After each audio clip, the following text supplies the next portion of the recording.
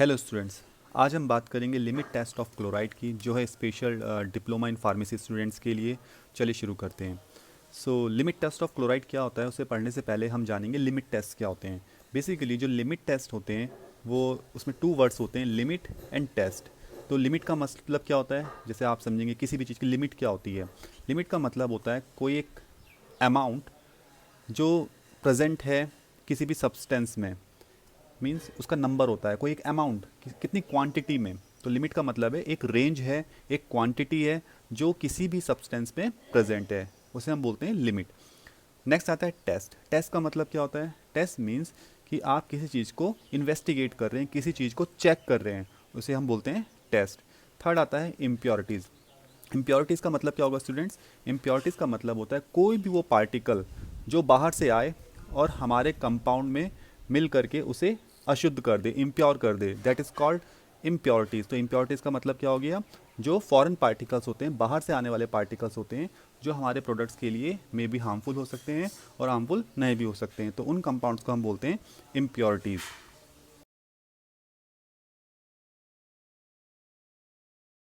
तो limit test की definition क्या होगी, limit test is defined as quantitative और semi quantitative test to identify and control small quantity of impurities which is present in the substance. इसका मतलब क्या है कि जो लिमिट टेस्ट है वो यूज़ किया जाता है किसी भी इम्प्योरिटी को जो हमारे प्रोडक्ट में प्रेजेंट है।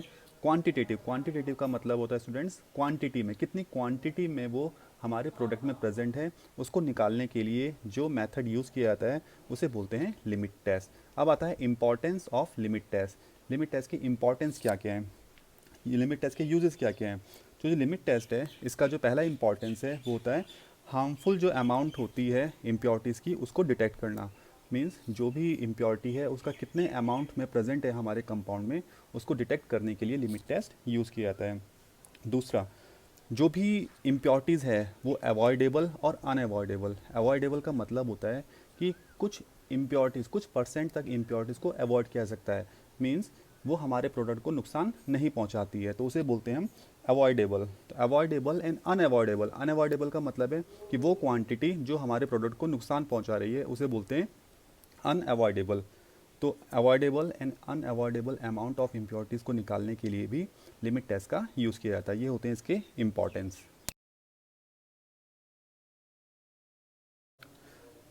नेक्स्ट आता है principle of limit test of chloride. तो अब जो इसके पीछे प्रिंसिपल क्या लग रहा है, तो बेसिकली स्टूडेंट्स जो क्लोराइड का लिमिट टेस्ट है वो इस प्रिंसिपल पे काम करता है।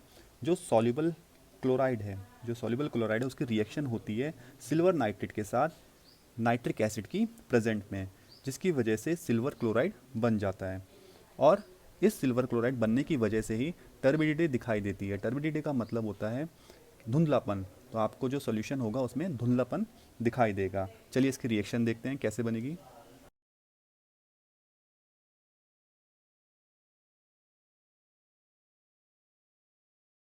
जो लिमिट टेस्ट ऑफ क्लोराइड की रिएक्शन है वो इस तरीके से होगी। NaCl, NaCl हमने लिया है सैंपल की तरह। जो सिल्वर नाइट्रेट है, सिल्वर नाइट्रेट के साथ ये रिएक्शन करेगा in the presence of HNO3, HNO3 की प्रेजेंस में रिएक्ट करेगा।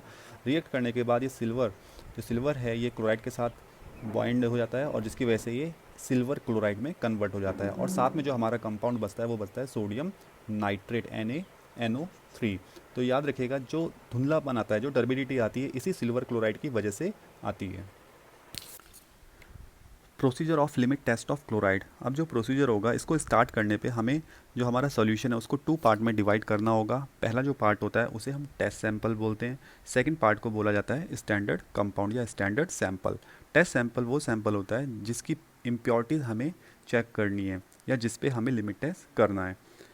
स्टैंडर्ड कंपाउंड क्या होता है, स्टैंडर्ड का मतलब है यहाँ पे मानक, मीन्स जो पहले से ही प्रूव है, जिससे हम कंपेयर करेंगे उसे हम बोलते हैं स्टैंडर्ड सैंपल या स्टैंडर्ड कंपाउंड। अब जो टेस्ट सैंपल है वो कैसे बनेगा, सबसे पहले जो हमारा सैंपल होता है, जैसे कि हमने रिएक्शन में लिखा था NaCl, हम उसे वे करते हैं, तौलते हैं और उसको सॉल्यूशन में डिज़ोल्व कर लेते हैं, पानी में डाल करके डिज़ोल्व कर लेते हैं। अब उसमें हम 1 ml नाइट्रिक एसिड डालेंगे। नाइट्रिक एसिड डालने के बाद उसमें हमें 50 ml पानी डालना है। लेकिन हम कभी भी 50 ml पूरा वाटर नहीं डालेंगे, क्योंकि जो टोटल सोल्यूशन है वो पूरा का पूरा 50 ml होना चाहिए। अगर हमने 1 ml में 50 ml डाल दिया तो वो 51 ml हो जाएगा। तो इस कंडीशन पे हमें पानी को घटाना या बढ़ाना होता है। तो इस प्रोसेस को बोलते हैं वॉल्यूम मेकअप करना। तो हमने 1 ml नाइट्रिक एसिड डाला, और इसके बाद हमें डालना है 1 ml सिल्वर नाइट्रेट सोल्यूशन। तो ये दो हमारे 2 ml सोल्यूशन हो गया। तो मीन्स पानी जो डलेगा 48 ml डलेगा। तो 48 ml पानी डालने के बाद हम इसे नेस्लर सिलेंडर में भर के साइड में रख देते हैं 5 मिनट के लिए।